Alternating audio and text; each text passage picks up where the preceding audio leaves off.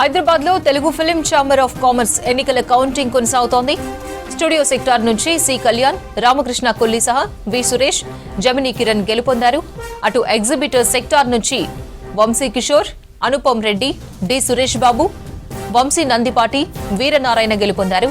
Exhibitor sector నుంచి విజయేందర్ రెడ్డి, సాంబమూర్తి, శ్రీనివాసరావు, రాజేశ్వర్ రెడ్డి, గిరిధర్ బాబు, రామలింగస్వామి, బాలరత్నం సహా బాలగోవింద్, మహేశ్వర్ రెడ్డి, అప్పల్ రాజు, Srinath win అయ్యారు.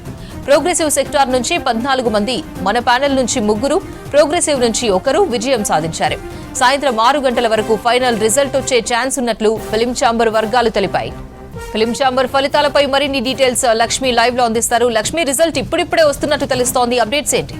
రైట్ అపర్ణ, మధ్యాహ్నం 3 గంటల నుంచి కౌంటింగ్ అనేది షురు అయింది. ఉదయం 8 గంటల నుంచి మధ్యాహ్నం 1 గంట వరకు పోలింగ్ నమోదు అవ్వగా 3 గంటల నుంచి కౌంటింగ్ స్టార్ట్ అయింది. ఇప్పటి వరకు జరిగిన కౌంటింగ్లో భాగంగా ముఖ్యంగా ఎగ్జిబిటర్ సెక్టార్ నుంచి, దాంతోపాటు స్టూడియో సెక్టార్ నుంచి ఎన్నిక అంతా కూడా ఈ నెంబర్ అంతా కూడా పూర్తి కావడం జరిగింది. అయితే ఎగ్జిబిటర్ సెక్టార్ నుంచి మొత్తం 16 మంది గెలిచారు. ఆ 16 మందిలో కూడా ముఖ్యంగా ఈ ప్రోగ్రెసివ్ ప్యానెల్ అంటే బడా నిర్మాతలు ఎవరైతే ఉన్నారో ఆ ప్యానెల్కి సంబంధించి ఎక్కువ మంది గెలవడం జరిగింది. ప్రోగ్రెసివ్ ప్యానెల్ నుంచి 14 మంది గెలవగా, ఇక మన ప్యానెల్ నుంచి అంటే చిన్న నిర్మాతల ప్యానెల్ నుంచి 2 గెలవడం అనేది జరిగింది.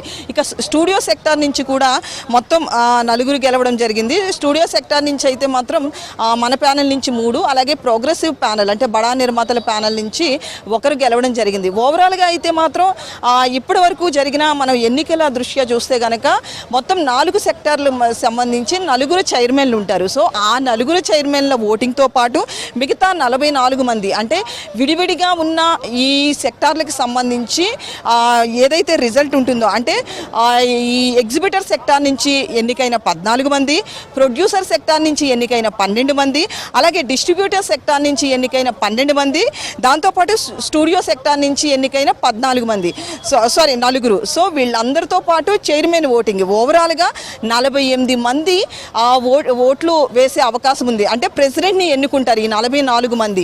సో ఈ 48 మంది ఎవరైతే ఉన్నారో వీళ్ళంతా కలిపి మొత్తం 25 మంది ఏ వైపు ఉంటే ఆ ప్రెసిడెంట్ ఎన్నుకునే అవకాశం ఉంది.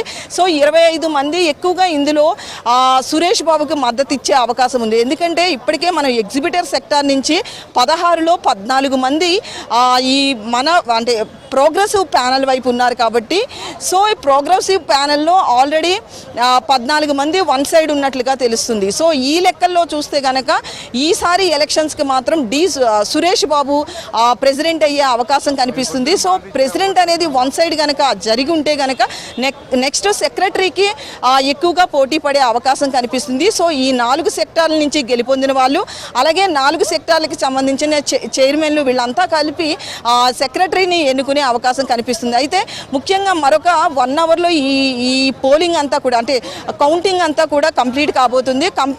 కంప్లీట్ అయిన తర్వాత అంటే సుమారు ఇప్పుడు 4 అవుతుంది కదా, సో 5-6 గంటలకల్లా ఖచ్చితంగా ఎవరు ప్రెసిడెంట్ అయితే వన్ సైడ్ అన్నట్లుగా తెలుస్తుంది. సెక్రటరీ విషయంలో మాత్రం మళ్ళీ ఒక రసవత్ర పోరు అయితే కనిపించబోతుంది. ముఖ్యంగా ఎలక్షన్ దాని తర్వాత కౌంటింగ్ ఈ రెండింటిని పక్కన పెడితే మాత్రం నెక్స్ట్ ప్రెసిడెంట్ సెక్రటరీల విషయంలోనే పెద్ద ఎత్తున లాస్ట్ టైం మన 2.5 years బ్యాక్ సేమ్ ఎలక్షన్లో కూడా మనం చూసాము. సో అప్పుడు కూడా దిల్ రాజుకు మద్దతు ఇవ్వాలి అని చెప్పి చిన్న నిర్మాతల వైపు నుంచి ఎక్కువ నిలబడినప్పటికీ కూడా దిల్ రాజుని ప్రెసిడెంట్ చేద్దాము, దిల్ రాజు ఏదో ఒకటి చేస్తాడు కదా అని చెప్పి అందరూ కూడా దిల్ రాజు వైపు నిలబడి దిల్ రాజుని ప్రెసిడెంట్ చేశారు.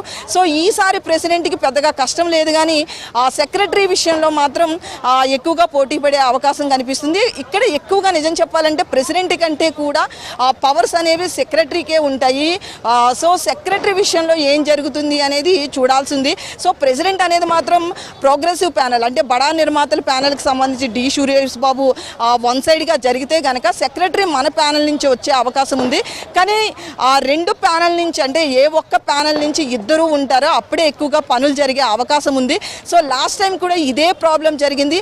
ఒక ప్యానెల్ నుంచి కొంతమంది, మరొక ప్యానెల్ నుంచి కొంతమంది ఎన్నిక అవడంతో ఏ పనులు కూడా సక్రమంగా జరగలేదు అనేది వినిపిస్తుంది. సో ఈసారి కూడా ప్రోగ్రెసివ్ ప్యానెల్ నుంచి ప్రెసిడెంట్ వస్తే, మన ప్యానెల్ నుంచి ఒకవేళ సెక్రటరీ వస్తే కనుక ఈసారి కూడా కొంచెం అటు ఇటుగా పెద్దగా పనులు జరిగే అవకాశాలు ఉండవు. సో ప్రోగ్రెసివ్ ప్యానెల్ నుంచే సెక్రటరీ వస్తారా ఏంటి అనేది కూడా తేలాల్సి ఉంది అపర్ణ.